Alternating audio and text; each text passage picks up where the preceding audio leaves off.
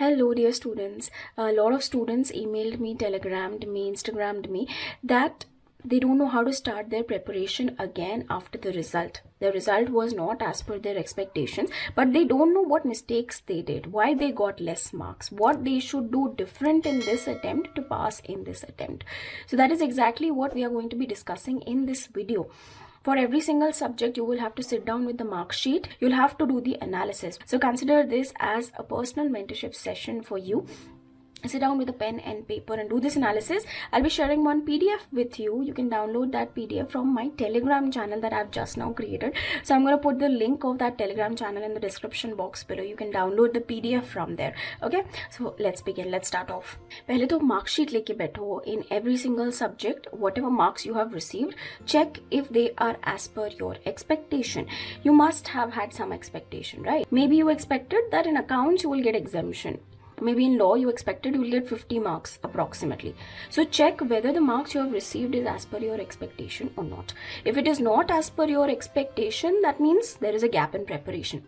We need to figure out what we did wrong here and we have to fix them. Next thing you have to see is whether you completed the syllabus or not. The total number of chapters that are there, did you complete all of them?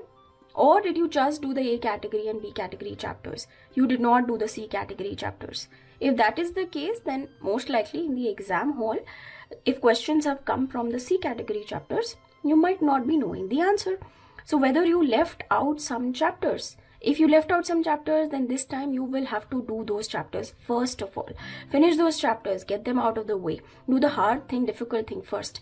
Okay, and then you can revise the remaining syllabus again. Okay, if you complete the whole syllabus, obviously you have more chances of attempting more paper and accordingly getting more marks. Okay, next thing you have to check is the number of times you did the syllabus. Did you do it only one time? Did you just go to the coaching, understand the subjects, did it once and went in the exam? This is not enough. If you really want to give the exam well, you should have self-studied the subject once, then again did it one more time, and if possible the third time also. And this does not include coaching. Coaching is separate. Apart from that, you should have at least studied it by yourself nicely 2 to 3 times minimum. Now, when students are counting number of revisions, they also count the study that they have done for the past attempt. Listen, whatever you have studied in the last attempt, most likely you will not remember much of it now. So please don't count that as a reading. Don't count that as a revision. This time for this exam, in these 2-3 months that are available with you, you have to study the syllabus again 2 to 3 times. Next thing you have to check is whether you enjoy the subject conceptually or not. See, most people, we like practical subjects. We like accounts. We like costing sometimes. Okay, also law. But most students, they do not like audit, do not like EISS. And there are some subjects which most of us don't like. So what is that subject for you? Most likely, if you don't like that subject, you must have received less marks in it. This happens with all of us. Reason being, we have not studied it nicely because we just don't enjoy it. So all you have to do is give that subject more time. You also have to see whether you simply just did this subject to finish the subject or you actually did it conceptually also. See, for costing, there is no set format of solving the question. You can solve it many different ways. So are you actually looking behind the reason of how it is being solved, or are you just solving it because you have to finish the subject? If that is the case with you, please, we have to be more conceptual when we are talking about CA course or CS course. This has a huge impact in the exam. It clearly shows if a student knows the concepts behind the answer versus a student who is simply mugged up the answers, who's done rectification in that subject. Next thing you have to check is, did you actually solve those questions yourself or did you just orally audit them? Okay, so often in practical subjects, in theory subjects, when you see the question, did you do the writing practice yourself? Did you push your thinking? Did you solve those questions without looking into the answer, without taking the help of the teacher, without looking anywhere else? Did you? If yes, great. That means you have worked your brain. You know how to solve those questions. You understand concepts.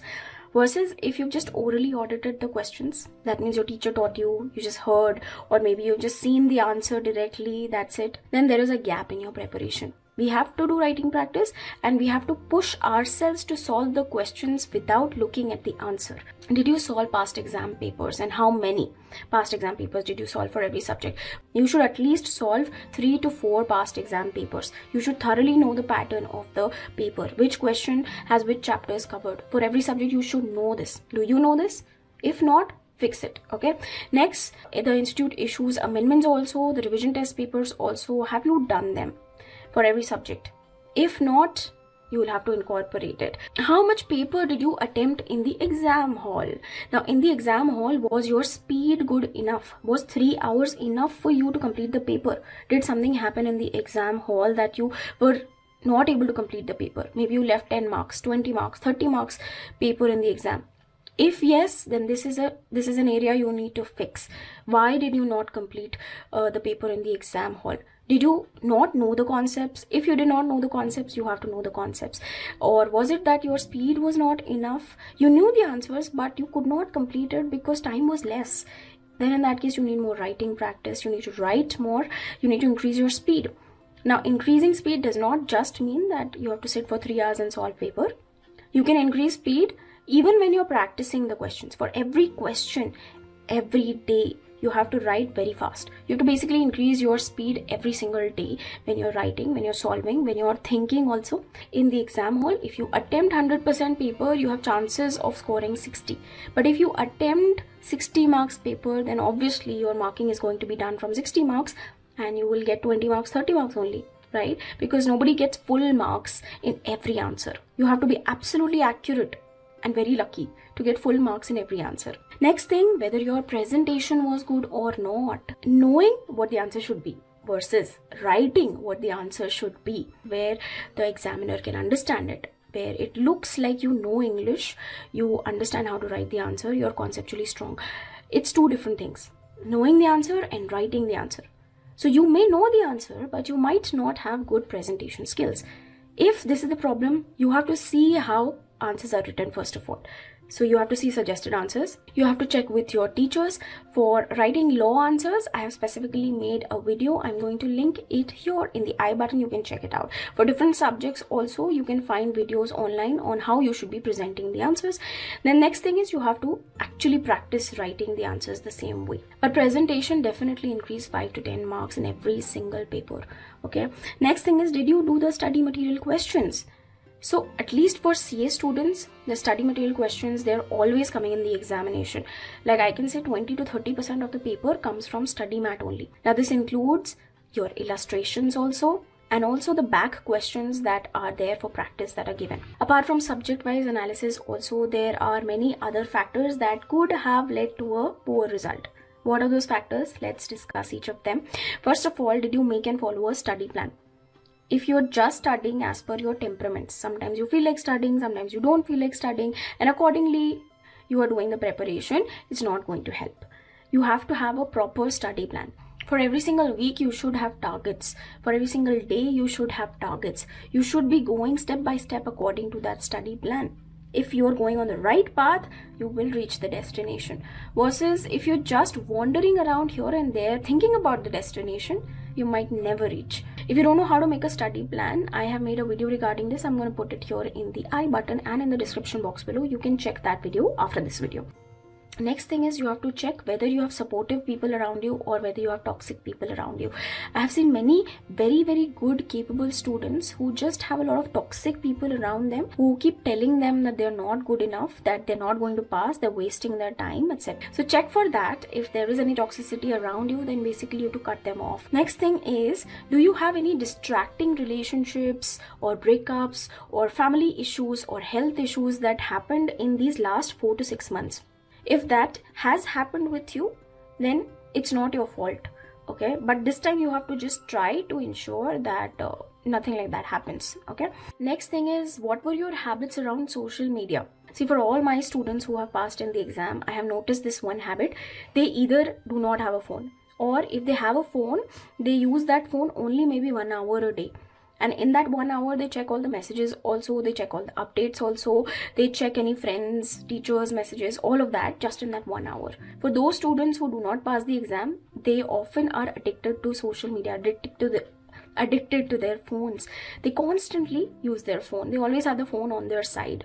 Okay, if again this is going to cause distraction, you will never be able to sit at stretch with focused effort and study. Next question you have to ask is, how early did you start studying for the exam? For those students who pass the exam, they start preparing 4 months ahead of time at least. For those students who have given previous attempts, they also at least start preparing 2.5-3 months before the exam.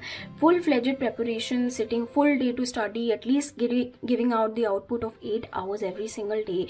They have completed their coaching way before time.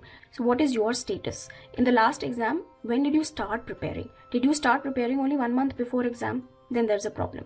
You have to start as soon as possible. Next question you have to ask is, what was your 1.5 day revision like? Did you complete the full revision in that last 1.5 day? If not, basically that says that your preparation either was not good enough or you did not have a good plan for last 1.5 day. Many students, they do this mistake that they just watch a revision lecture in that last 1.5 day. No, come on.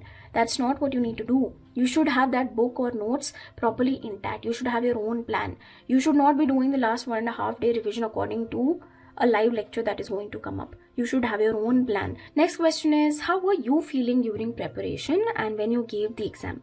Were you confident? Were you happy, satisfied, content, grateful? All those positive words, were you that? Or were you mostly just negative?